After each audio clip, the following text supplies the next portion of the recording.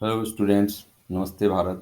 It's Improvement in Food Resources, Chapter 15, Class 9, Part 2, Conceptual Explanation of NCERT in English and Hindi. अब तक आपने part 1 को देख लिया होगा। जैसा कि आपको प्लेलिस्ट में इसके अगले भी भाग मिल जाएंगे। हमने इसको छोटे छोटे वीडियो में आपके सामने प्रस्तुत किया है। इसे वॉच कीजिए और इसका लाभ उठाइए। यह आपको कैसा लगता है, इसके अनुसार आप इस चैनल को लाइक कर सकते हैं, सब्सक्राइब भी कर सकते हैं। जय हिंद, जय Bharat.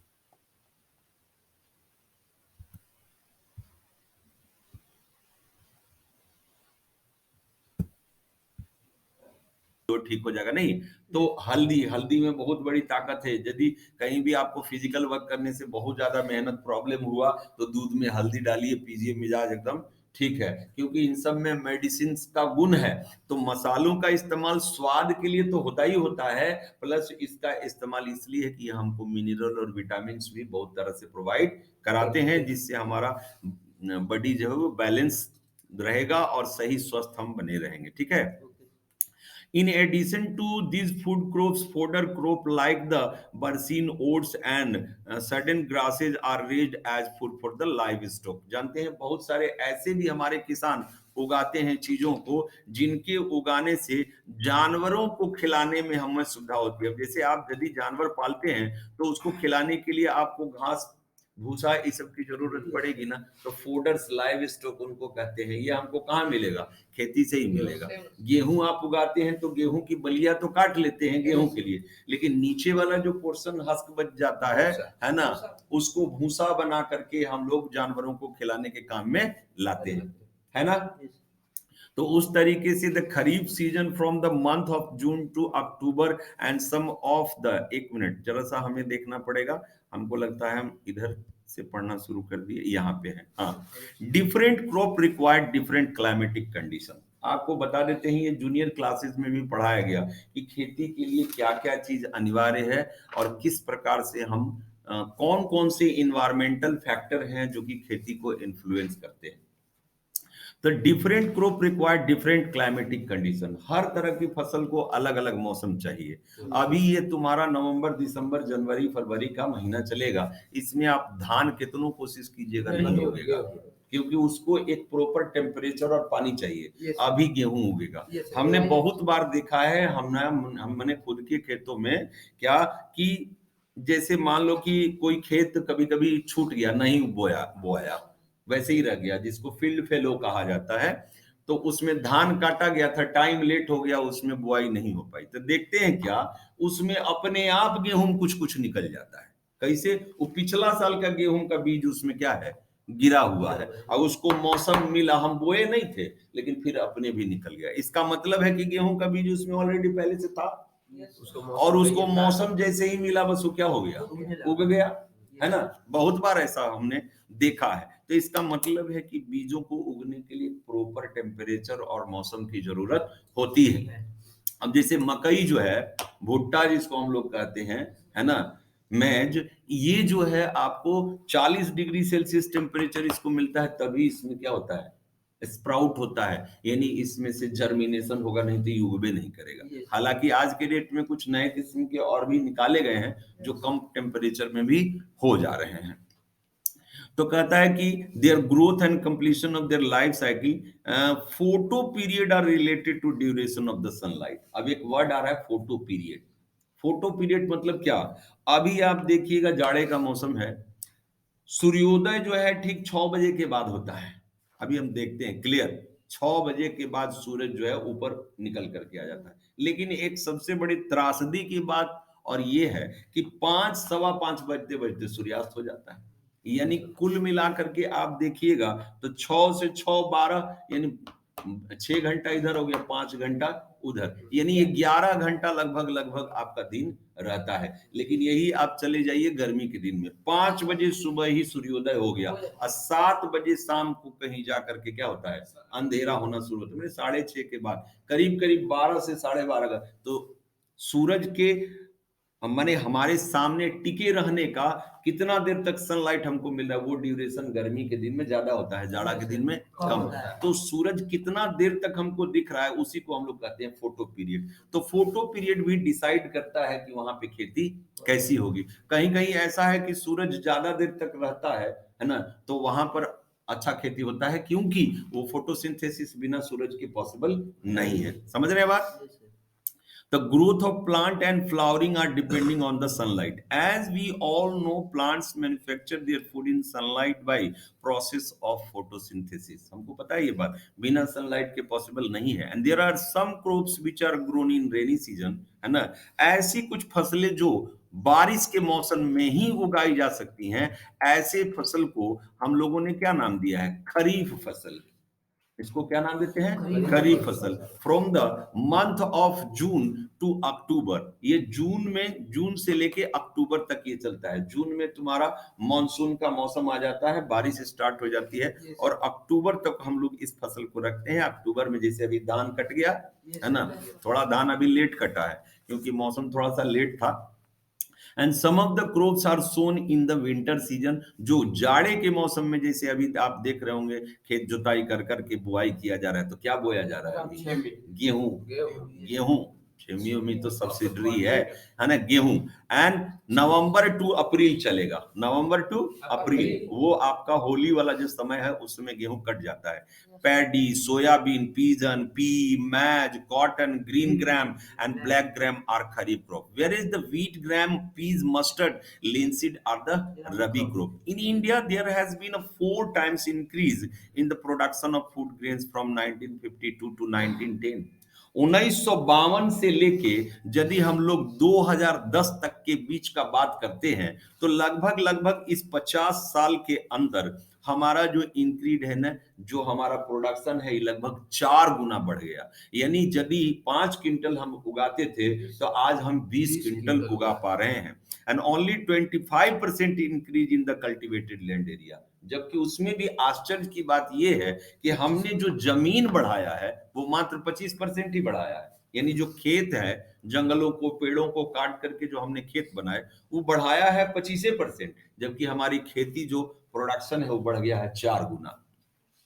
And how has this increase in production been achieved? अब सवाल उठता है कि कैसे संभव हो पाया भाई? तो ये संभव हो पाया, if we think of the practice involve in farming, we can see that we can divide it into 3 stages. कैसे? हम इसको 3 स्टेज में यदि बांट करके देखेंगे, तब हमको इस सवाल का जवाब मिल जाएगा कि हमने प्रोडक्शन किस तरीके से बढ़ाया। अब वो 3 स्टेज क्या क्या है? The first is the choice of seed of planting. सबसे पहला हमने ये चुनना शुरू किया कि आखिर कौन सा बीज लगाएं और किस तरीके का बीज उगाएंगे, लगाएंगे तो हमको ज्यादा से ज्यादा फायदा होगा।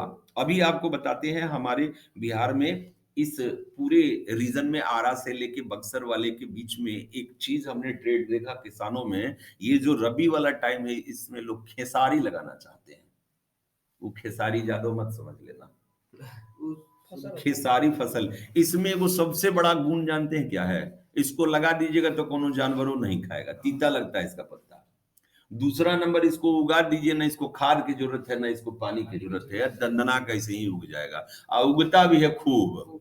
और जब उससे जब हो जाता है तो इसको मार्केट में सब बेच देता है। उससे बेचने से जो 4200 रुपए क्विंटल है, तो अभी तो कुछ ज्यादा ही होगा, तो उसको बेच करके उससे गेहूं खरीद लेता है, कुछ पैसा भी उन लोग को फायदा हो जाता है। यानी कि किसानों को बड़ी आराम है। लेकिन एक दिक्कत हो गया, अब जिस जगह पे गेहूं भी उगाया जाना चाहिए, वहां भी लोग क्या कर रहे हैं? किसान अब सब लोग यदि खेसारिये उगाने लगे तो पवन सिंह के खरीदे नहीं, माने होइबे नहीं करेंगे, वो तो ऐसे ही गोल हो जाएंगे का। चलो, तो सबसे पहले आपको क्या करना होगा? सीड को तय करना है कि आप क्या बीज लगाएंगे। And the second is nourishing of the crop plant. दूसरा हमारा है कि हम पौधे को बेहतर उगाने के लिए क्या क्या उपाय कर रहे हैं, पानी कैसे दे रहे हैं, खाद कैसे दे रहे हैं, उसमें जो अनवांटेड प्लांट्स उग जा रहे हैं उसको रिमूव करने के लिए हम क्या तरीका अपना रहे हैं, या कोई बाहर से जानवर उसको आ करके खा ना जाए, इसको बचाव के लिए हम उसके लिए क्या कर रहे हैं, ये हमारा होगा दूसरा तरीका। And the third is the protection of the growing and harvested crop from the loss. और उसके बाद जो हमने फसल उगा लिया वो हमारा बर्बाद नहीं हो। आपको बता देते हैं खेती आसान काम नहीं है, इसी के वजह से बहुत सारे लोग खेती छोड़ करके भाग जाते हैं। शुरू दिन से लेके जिस दिन आपने बीज बोया उस दिन से लेकर के अनाज को घर में लाने तक मेहनत मेहनत है, क्योंकि फसल आपका हो गया उसके बावजूद भी उसको खाने वाला, क्योंकि वो प्रोड्यूसर है ना जी। दुनिया में जितना लिविंग ऑर्गेनिज्म है सब घुमा फिरा करके उसी के ऊपर डिपेंड करता है, इसलिए उसको बचाना बड़ा मुश्किल काम है। तो घर में अनाज भी रखे रहे कीड़ा लग जाएगा, घून लग जाएगा, चूहा खाने लगेगा, तो वहां भी हमको उसको बचाने का उपाय करना होता है। And it is the major crops or activity or crop yield can be classified as। इस तरीके से हमने क्या किया है कि कैसे हम अपनी खेती को 4 गुना बढ़ा पाए हैं, इसके लिए हमने 3 अलग अलग पॉइंट्स तैयार किए। वो क्या है, क्रॉप वेराइटी इंप्रूवमेंट, दूसरा नंबर क्रॉप प्रोडक्शन इंप्रूवमेंट, और तीसरा नंबर हमारे पास है क्रॉप प्रोटेक्शन मैनेजमेंट। तो आइए ये तीनों जो अलग अलग पॉइंट्स हैं, इन जरा पॉइंट्स के ऊपर हम लोग विचार विमर्श करते हैं। कहता है क्या, क्रॉप वेराइटी इंप्रूवमेंट क्या है। तो crop variety, this approach depends on finding a crop variety that can give a good yield. क्या, हमें ऐसे बीजों का चुनाव करना है, ऐसे क्रॉप का हमको चुनाव करना है जिसमें हमको फायदा ज्यादा हो। जैसे कि अभी हमने बताया ना कि खेसारी लोगों ने चुन लिया, तो लोगों को उसमें ज्यादा फायदा लग रहा है, वो बो रहा है ना। वेराइटी और strain of crops can be selected by breeding for various useful characteristics such as disease resistance, respond to fertiliser and product quality and high yield. तो अभी हमने तीनों बात आपको बता दिया है। ये जो इसमें ये बता रहा है, खेसारी क्यों लगा रहे हैं, खाद देने का जरूरत नहीं है। खेसारी क्यों लगा रहे हैं, पानी देने का जरूरत नहीं है। खेसारी क्यों लगा रहे हैं, क्योंकि उसमें मुनाफा बढ़िया हो रहा है, अब प्लस उसको कोई जानवर नुकसान पहुंचाने वाला नहीं है, हर तरह से वो हमको सुरक्षित नजर आ रहा है, वही किसान उसको। तो यहाँ भी वही कह रहा है, क्रॉप वेराइटी इंप्रूवमेंट यदि करना है तो आपको ये ध्यान रखना होगा कि इसमें बीमारी नहीं लगती है, किसको जानवर ज्यादा नुकसान नहीं पहुंचाता है, किसमें खाद का ज्यादा इस्तेमाल नहीं है, किसको पानी कम देने की जरूरत है, और किसकी प्रोडक्टिविटी क्या है, ज्यादा है, ऐसा हम लोग यूज करेंगे।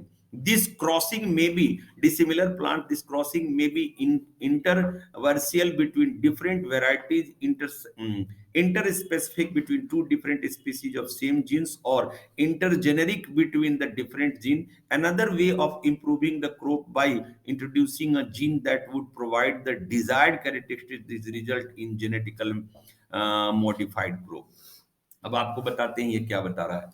हमें अब कुछ ऐसे फसलों को भी उगाने की जरूरत पड़ती है जो कि अलग अलग वैरायटी की हो। अब मटर कई तरह का होता है, एक पीला मटर आता है, एक हरा वाला भी मटर आता है ना। पहले जो हम लोग मटर उगाते थे वो मटर टाइम लेता था, उगा दीजिएगा तो 3 महीना से पहले वो तैयार नहीं होगा, लेकिन अभी जो छिम्मी जिसको आप बोल रहे हैं मटर, वो मात्र 45 दिन के अंदर तैयार है। संकर बीज जिसको कहते हैं, आज लगाइए 45वां दिन के बाद तोड़ने के लायक वो मटर क्या हो जाएगा, तैयार हो जाएगा, आप उसको तोड़ सकते हैं। तो ड्यूरेशन मैच्योरेशनल पीरियड को कम कर दिया। धान जो पहले हम लोग लगाते थे वो पूरे हमारे लंबाई के कद के बराबर 4 फीट 4.5 फीट लंबा लंबा आ जाता था। प्रॉब्लम ये होता था कि कहीं तेज हवा मारा, वो बस क्या हो गया कि जमीन में सो गया, गिर गया, है ना। तो पूरा का पूरा उसका 2 महीना का मेहनत बर्बाद, क्योंकि पानी में डूब जाएगा वो पूरा, तो खत्म हो जाएगा। तो क्या किया गया, डिजायर्ड क्वालिटी जेनेटिकल साइंस से निकाला गया, क्या बायोटेक्नोलॉजी है ये, कि उसमें हम लोगों ने कुछ ऐसे बीज को जेनेटिकल सिस्टम से तैयार किया जिनमें कि उनके पौधे नाटे हो। तो अब क्या हो गया, वो पौधे ठिंगने हो जाते हैं, जिसको आप ड्वार्फ बोल रहे थे, वो तुम्हारा 1.5 फीट 2 फीट का पौधा हुआ। तो अब यदि पौधा छोटा हो रहा है तो उसमें जो एनर्जी थी वो उसके दाने में चली जा रही है। पहले का दाना यदि पतला होता था तो अब का जो दाना है वो क्या होता है, स्वस्थ मोटा हो जाता है, यानी वहां पे फसल ज्यादा उग रही है। तो आम का आम गुठली का दाम, यानी कि हमारा जो जरूरत था वो हमको मिल गया, मतलब पौधे भी छोटे हो गए और अनाज भी हमको क्या मिल रहा है, अच्छा मिल रहा है। समझ गए बात। तो for new variety of crop to be accepted it is necessary that variety produce high yield under the different condition that are found in different area. कहता है कि एक बात और करना होगा, आपको कुछ ऐसे फसलों को भी इस्तेमाल करना होगा जो कि अब हर जगह उगाए जा सके, या हमें कुछ इस तरीके के बीज डेवलप करने होंगे जो कि अब किसी पर्टिकुलर एरिया में नहीं रहे। का तो इसको ज्यादा गर्मी मिलेगा तो ये खत्म हो जाएगा, इसको ज्यादा पानी मिलेगा तो ये खत्म हो जाएगा। जिससे हमारे पास पहले मकई जो मैज उगाते थे हम लोग, भुट्टा जिसको कहा जाता है, वो जो उगाते थे तो उसको तनिको पानी जहां लगेगा बस वो खत्म हो जाएगा। लेकिन अब ऐसा है कि अब डेवलप कर दिया, एक तो कम टाइम में हो जाता है, फट से निकल गया। अब यदि 2 4 5 दिन पानी लगा भी रह गया तो उसको कोई नुकसान होने वाला नहीं है। तो धीरे धीरे इस तरीके के भी बीज को डेवलप करना होगा जिससे कि हमारी पैदावार क्या हो, बढ़े। यानी कहने का मतलब कि खेती तो हो ही, लेकिन दिमाग लगा के अब खेती हो और उसमें कंप्लीट साइंटिफिक मेथड का इस्तेमाल किया जाए तो डेफिनेटली उस समस्या का समाधान निकल सकता है कि हमारे पास उपलब्धता ज्यादा होगी। अब एक बात, हमारे भारत सरकार के पास अभी हमने बताया कि भंडार में अनाज भरा हुआ है, लेकिन वो महंगा है। महंगा है ताकि किसान उसको बाकी के लोग खरीद नहीं पा रहे हैं। यदि प्रोडक्शन हमारे पास बहुत ज्यादा हो जाए, जहां आलू होना चाहिए मान लीजिए कि स्टॉक रखने के लिए 10,000 टन, जिससे कि काम चल सकता है। यदि आलू उग गया 20,000 टन, तो अब वो स्टोर करेंगे, ठीक है, लेकिन मार्केट में आएगा तो आलू उतना महंगा थोड़ा नहीं बिकेगा। अभी कुछ ही दिन पहले आलू बिक रहा था 50 रुपए किलो, अब चल जाइए हो गया 100 रुपया के 5 किलो।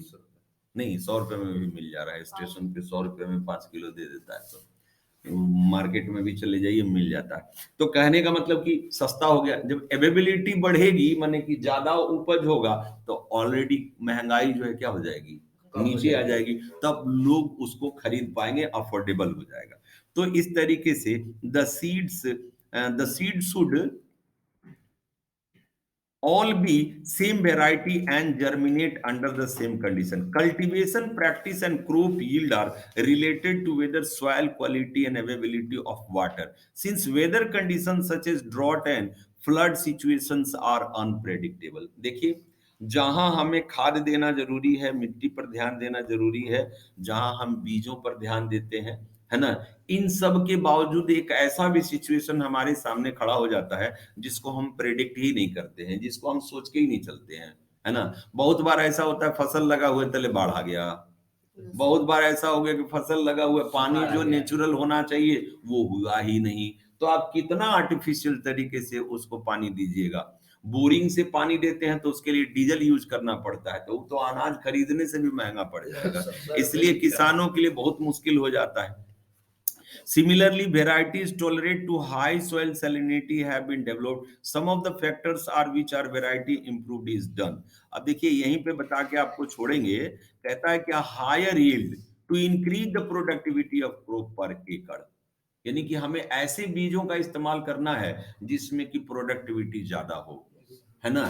कम मेहनत करके, कम खाद दे करके, कम पानी दे करके भी हमारा प्रोडक्टिविटी क्या हो, ज्यादा हो, पहला। दूसरा number, improve quality. Quality consideration of crop production vary from crop to crop. Baking quality is important to wheat and protein quality in pulse, oil quality in oil seed and preserving quality in fruits and vegetable. एक बात आपको बताते हैं, अभी हम लोग के पास बहुत सारी ऐसी सब्जियां आ रही हैं जिसको देख करके आपको आश्चर्य होगा। हम लोग कहते हैं लिटिल फिंगर, किसको, भिंडी को लिटिल फिंगर कहते हैं ना, लेडीज फिंगर कहते हैं, सॉरी, लिटिल लेडीज फिंगर कहते हैं। पुरुषों का हाथ बड़ा होता है तो उसकी छोटी वाली उंगली भी बड़ी होगी। लेडीज फिंगर इसलिए कहा गया कि औरतों का हाथ छोटा होता है तो उसकी उसकी जो छोटी वाली उंगली है, लास्ट वाली, है ना, वो और भी क्या हो जाएगी, छोटी होगी। तो भिंडियों का साइज लगभग वो हुआ करता था पहले, लेकिन अब भिंडी नहीं, अब भिंडा होता है ना। क्या कर रहा है, उसमें इस तरीके के बीज और खादों का इस्तेमाल किया जा रहा है कि वो तो आपको बता देते हैं उसके स्वाद में भी फर्क आ गया, प्लस भले ही आपको देखने में वो हरा लगता हो मगर पहले वाली बात उसमें क्वालिटी नहीं रह गई है। बहुत सारे आज हमारे बुजुर्ग लोग हैं हम लोग के साथ जो सरवाइव कर रहे हैं, वो बताते हैं कि पहले के अनाज में अब के अनाज में बहुत फर्क है, क्योंकि ये हाई यील्डिंग वैरायटी वाले जितने भी अनाज हैं इसमें उतना न्यूट्रिटिव वैल्यू जो रियल में इसमें ताकत होना चाहिए वो नहीं है। हमारे गंगा जी वाले दियारा इलाका में एक गेहूं लगाया जाता है जिसको हम लोग कहते हैं अपटा गेहूं। अपटा मतलब कि उसको पटाया नहीं जाता, उसको इरिगेशन नहीं किया, ना उसमें खाद देने की जरूरत है ना पानी देने की जरूरत है, क्योंकि गंगा किनारे वाली जो मिट्टी है उसमें मॉइस्चर ऑलरेडी रहता है बाढ़ आने के कारण, हर साल बाढ़ आना ही है, प्लस नई मिट्टी आ जाती है जिसके चलते उसमें उपज भी रहता है। तो हमारे यहाँ जो अपटा गेहूं उगाया जाता है, किसान को किसी को जाकर के बोल दीजिए कि अपटा गेहूं बेच दो, नहीं बेचेगा। क्यों? क्योंकि उसमें ना खाद दिया गया ना कुछ, वो बड़ा ही प्योर और उसमें स्ट्रेंथ वाला गेहूं वो उगता है, उसको सब नहीं बेचता है। कौन सा गेहूं बेचता है जिसमें खाद वगैरह दे करके खूब प्रोडक्टिविटी दे करके उगाया गया है, वो लोग बेच देते हैं, वो खाने के लिए अपने यूज के लिए नहीं रखते हैं। यानी यहाँ हमको ये बुक ये बता रहा है, टेक्स्ट बुक हमको बता रहा है कि आपको ऐसे अनाजों को उगाना है जिसमें न्यूट्रिटिव वैल्यू हो।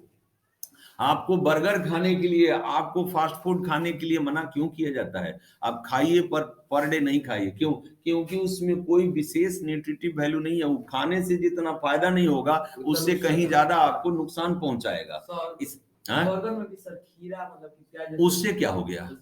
उसमें जो तलता है ना वो सब तो है ना, है ना। तो कहने का मतलब है कि कहने का मतलब है कि वो काम करे, खाने के लिए फ्रूट खा रहे हैं और उसमें थोड़ा जहर एक एक बूंद मिला के खा रहे हैं, तो कैसन रहेगा, है ना। तो इस तरीके से याद रखना है कि हमें हमारा साइंस ये बता रहा है कि नहीं, आप क्रॉप उगाइए तो उसमें ये ध्यान रहे कि दाल उगाते हैं प्रोटीन के लिए, तो उसमें प्रोटीन बच जाए ना कि खाली उसमें सिट्ठी हो प्रोटीन गायब है, तो फायदा क्या है ऐसी चीजों को खाने से? ठीक है। इसीलिए आज हम लोगों को ऐसे फूड खाने की वजह से बहुत सारी बीमारियां तुरंत पकड़ती हैं। क्यों? क्योंकि हमारे अंदर का जो इम्यून सिस्टम है वो क्या है, वीक होता चला जा रहा है। नए नए नौजवान बच्चों को देखोगे कई एक तरह की शिकायत आ जाती है, ये हो गया वो हो गया।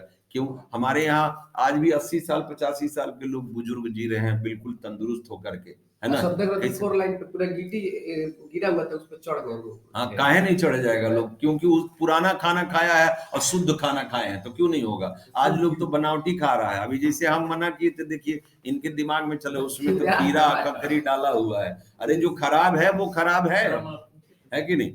चलिए, तो इसके बाद क्या है, अब आता है हमारे पास खेती में दो बातों पर फिर ध्यान देना है, biotic and abiotic factor. Biotic factor हो गया लिविंग्स के ऊपर, जैसे crops production can grow due to the biotic disease insect and nematodes. कहने का मतलब है कि यदि आप फसल लगाते हैं तो बहुत बार हमने देखा कि चूहे बहुत परेशान करते हैं, चिड़िया बहुत परेशान करती है, कीड़े टिड्डे बहुत परेशान करते हैं, तो इनका कोई ना कोई उपाय होना चाहिए। तो पहले तो हम लोग की चिड़िया उड़िया बचाने का स्केयर क्रॉप हम लोग यूज करते थे, ऐसे हाथ पैर बना करके ऊपर से हड़िया मटका लगा के उसको रंग देते थे, और उसके बाद उससे चिड़िया का तो डरती थी, अब चिड़िया भी चालाक हो गई, उसके उसी के ऊपर जाके बैठ जाती है ना। फिर हमने गांवों में सुना है लोग बड़का बड़का मचान टाइप का बना करके उसके ऊपर रख करके और रस्सी में पत्थर बांध बांध करके रख करके हुल हुल चिड़िया हुल ऐसे करके आवाज भी लोग निकालते रहते थे, है ना। उसमें रहेंगे खेत के अंदर रखवाली करने के लिए, ताकि जानवर, मचान बना के जानवर और चिड़िया जो है उसका नुकसान ना पहुंचाए।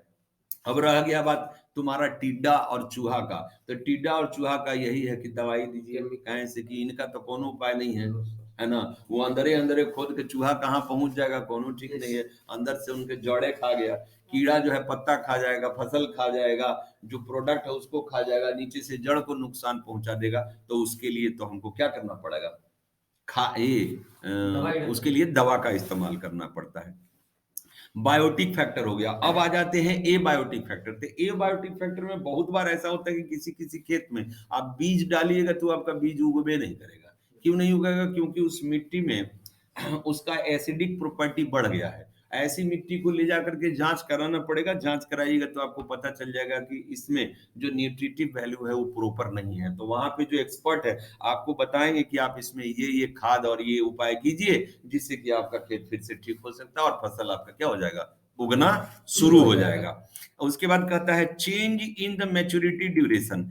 आज के डेट में हम लोग जो खेती कर रहे हैं उसमें जो न्यू मॉडर्न तरीके से नए बीज उगाए गए, अभी हमने आपको बताया मटर 45 दिन में ही उग जाता है, तो मैच्योरेशनल पीरियड को हमने क्या किया, कम किया। पहले मिक्स क्रोपिंग, पहले के भी लोगों को ये बात पता था, मिक्स क्रोपिंग जब हम लोग करते थे तो गेहूं और सरसों दोनों एक साथ उगाते थे। उसका एक फायदा होता था कि दोनों हो जाता था, गेहूं भी हो गया और सरसों भी हो गया। इनकेस गेहूं में थोड़ा जाड़ा ओड़ा ठंडा का ज्यादा प्रभाव का डर रहता था तो उसमें क्या होता था कि चलो गेहूं नहीं होगा तो कम से कम सरसों तो हो गया।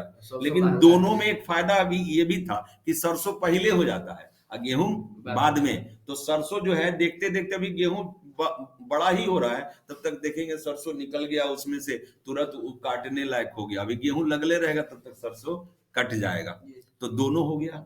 और सर जो हमारा गेहूं कटता था किस मौसम में कटता था, ये कटता है आपको पता है मार्च और अप्रैल, यही है होली का टाइम। तो देखिए हमारे पूर्वजों ने होली का पर्व, हार्वेस्टिंग पर्व बना दिया।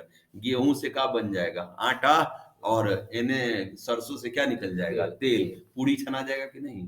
तो वही नया नया पुआ पूड़ी चढ़ाने का क्या था, सिस्टम था। हमारे यहाँ लगभग जितने भी जो पर्व त्योहार हैं वो कहीं ना कहीं फसलों पे डिपेंड करते हैं।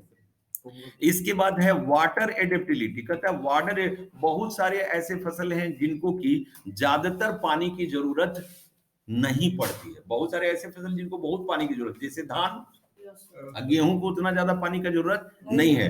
लेकिन आज मॉडर्न साइंस में हम ये कुछ ऐसी टेक्नोलॉजी अपना रहे हैं जिससे क्या हो कि कम से कम पानी देकर भी कैसे अच्छी तरह से फसल को उगाया जा सकता है। इसके बाद डिजायरेबल एग्रोनॉमिक कैरेक्टर, जो कि हमने आपको बताया टॉलनेस एंड ड्वार्फनेस।